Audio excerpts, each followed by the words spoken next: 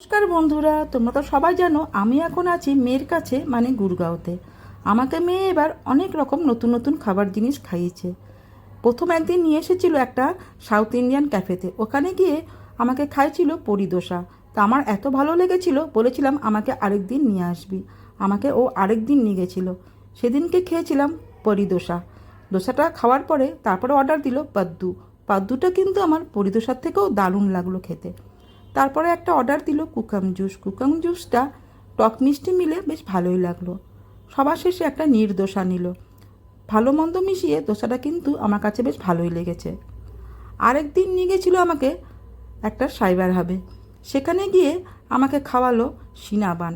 প্রথমবার যদিও খেলাম, কিন্তু দারুণ লাগলো খেতে। তারপরে খাওয়ালো বানফি পায়, ওইটাও আমার কাছে নতুনত্ব লাগলো।